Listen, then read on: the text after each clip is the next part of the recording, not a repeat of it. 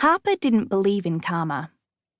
Unlike her best friend Nishi, the most beautiful bride she'd ever seen, who waxed lyrical about how meeting Arun at a Diwali celebration in southeast Melbourne had been fate, how they'd taken one look at each other and fallen madly in love, how a psychic had predicted this when doing her chart at the time of her birth.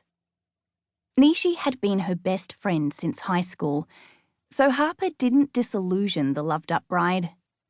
Her cynicism could easily explain Nishi's version of fate. Meeting Arun was random. It was lust at first sight, considering they ended up shagging the night they met. And the tall, handsome, rich doctor the psychic predicted was a generic promise given to thousands of hopeful Indian parents after the birth of a daughter. But Harper had to admit, being maid of honor and witnessing Nishi and Arun exchange vows earlier today, there'd been something almost magical about the couple so sure of their love they'd committed to each other in front of 500 guests. 500 guests who would, hopefully, take one look at the food she'd styled and gush on every social media app. Harper needed work.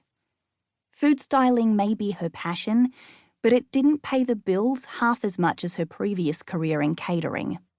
She needed a big break, and Nishi had assured her that among the throng of 500 were many online influencers. All it would take was one photo, one perfect pictorial image of her beautiful bondas, precise pakoras, or vivid vidars, and she'd be on her way.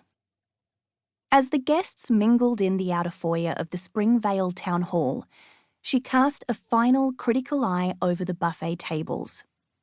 2 trestles lay end to end along an entire wall of the hall, laden with enough food to feed 1,000. The crimson tablecloths were barely visible beneath gold platters piled high with delicious Indian finger food, with squat ivory candles casting an alluring glow over everything. She'd never styled a job this big, and had balked when Nishi first asked. But her bestie had insisted, and it had been her gift to the happy couple. Everything looked perfect, and she blew out a breath, rolling her shoulders to release some of the tension. The edge of her sari slipped, but before she could pull it up, a hand tugged it back into place. She turned and locked gazes with one of the groomsmen. She couldn't remember his name after being introduced earlier in the day, what felt like a lifetime ago. But she remembered his eyes, a mesmerizing, unique grey, and currently lit with amusement.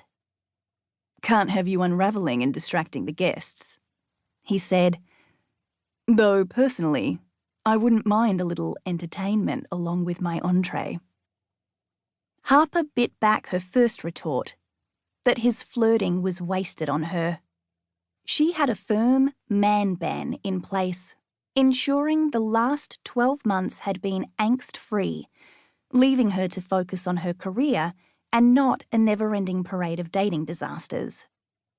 "Sorry to disappoint, but the only entertainment you'll be getting tonight is from the 10-piece band, playing later." If he heard the bite in her words, he didn't show it. Instead, he grinned, and something unfamiliar fluttered deep. That was the only downside to her ban. She missed the sex. Too bad. His glance flicked over her, a practiced perusal from a guy who probably flirted with anything in a skirt. At 6'2", with thick, wavy black hair, sharp cheekbones, broad shoulders that hinted at gym workouts, a killer smile, and those stunning eyes, this guy would be used to women preening under his attention. When she frowned and didn't respond, an eyebrow quirked, and he thrust out his hand. "We met earlier. Manny Gomes, but my friends call me Manny." "Harper Ryland." She shook his hand and released it quickly. "Don't you have to go help the groom, Manish?" He laughed at her sarcastic emphasis. "Arun's got everything under control. Besides, we're not exactly best buds. I think the only reason he asked me to be a groomsman was because we pulled 2 all-nighters in a row, around the time he proposed to Nishi, and I had biryani leftovers I shared. Figured. Manish's confidence came from saving lives, alongside Arun in the ER.